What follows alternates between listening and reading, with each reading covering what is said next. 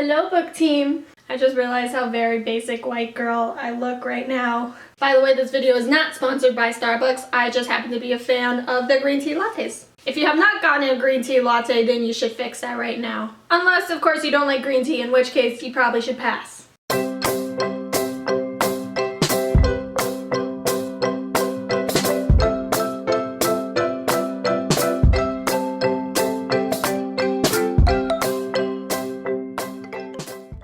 Hello! How are you? I hope you all are doing very well. So I was tagged by the lovely SophieSpeaks to do the Blizzard tag. It's actually perfect timing because recently winter just gave up or something. It was tired, it just didn't want to work anymore, but now it's coming back and we're getting colder weather now. So a book tag based purely on the cold is perfect. Okay, question time. Question number 1, what is your favorite wintry cover? So apparently I don't have that many books with winter covers, so I'm gonna have to go with The Winter People by Jennifer McMahon. Basically, this book is about a murder that happened in 1908, and in the present day, a 19-year-old girl has come across the diary of the victim of the murder, and she sets out to figure out what happened. So basically, it's a historical murder mystery. I have not read this yet, but I think I'm going to wait until after October to read it. I don't know why, I just feel like it's too soon to read it. But you have to give it credit, it is a lovely cover. Question number 2, which fictional superpower, magic, or ability would you like to have during a winter storm? I do not know if this counts, but I am going to use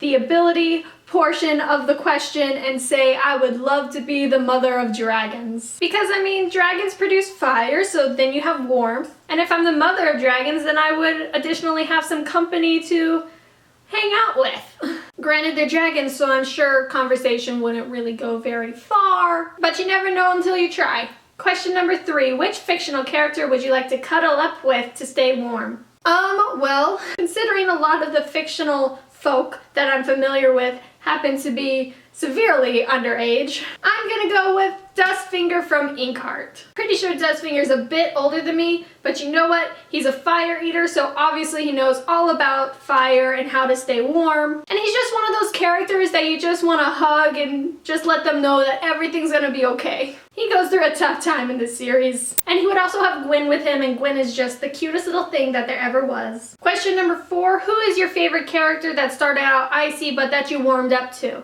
This took me a little while to think about because there's not many icy characters that I'm instantly turned off and then eventually love them. For some reason I love icy characters. And then I remembered the existence of Draco Malfoy from the Harry Potter series. I just always felt the need to punch Draco in the face, but then near the end I just sympathized with him so much and really pitied him. And so now I really adore him. Additionally, I could also say Severus Snape. However, Snape didn't annoy me as much as Draco because Snape just was a teacher figure, so obviously he was expected to be more strict, or at least that's what it was in my head. Since I grew up with the series, Draco was about my age, so I was far more annoyed by him than I ever was with Snape. Also, Snape was one of those characters that I instantly loved to hate. Draco was one that it took a while for me to love to hate him. But by the end of the series, I loved them both. Question number 5, which fictional group of friends would you love to have on your team in a snowball fight? Hands down, Peter Pan, Tinkerbell, and the Lost Boys. I don't think I need to go into much explanation as to why, but I definitely know they would be very tough to beat in a snowball fight. And I can only imagine what kind of twists and turns and mischievous tricks they have up their sleeves. I definitely would not want to be against them. Question number 6, what character would you love to smack in the face with a snowball? I knew the answer to this question instantly, and that is Aza Ray from Magonia. Oh, Aza Ray, you are so annoying. She was probably the most annoying character I've ever had to read. I feel like she was even more annoying than Bella from Twilight. And no hate to Twilight lovers, everyone has their tastes. I just personally was never a fan of Twilight. But what sucked about Aza was she had a personality, but her personality annoyed me so much. I feel like that's almost worse than having a bland character. Almost.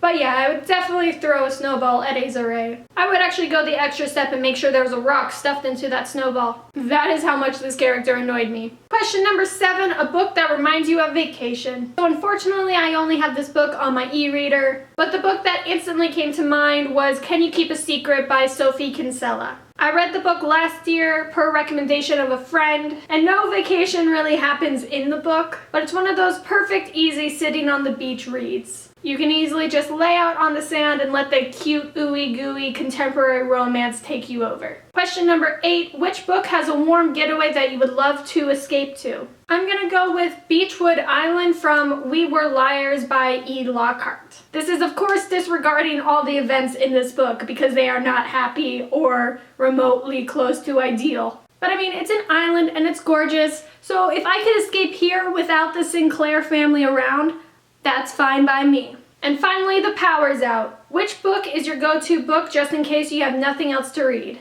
I'm gonna go with the book that I already have on my bedside table because I am currently reading it, and that is The Fifth Wave by Rick Yancey. I think this book is also kind of perfect because it's post-apocalyptic and therefore there's no power in the book, so I think it would add to the reading experience. Maybe I should start reading this book via candlelight. I'm sure that would add to the creepy factor.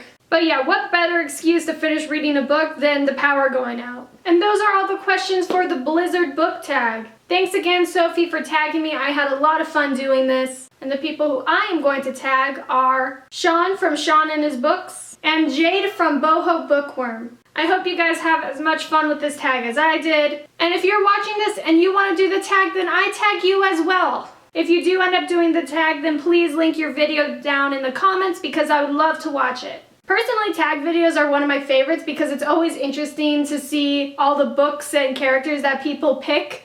I don't know, I feel like I just get to know them and their reading taste a bit better through tag videos more than anything else. But yes, definitely send me the link if you do it. Or if you don't want to do the tag, then leave me a comment down below with your favorite winter read. Until then, I hope you guys have a lovely rest of your week, and I will talk to you all on Saturday. Bye!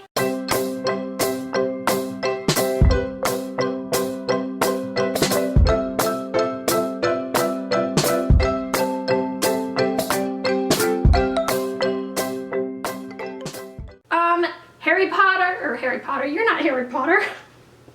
I was just talking about Harry Potter.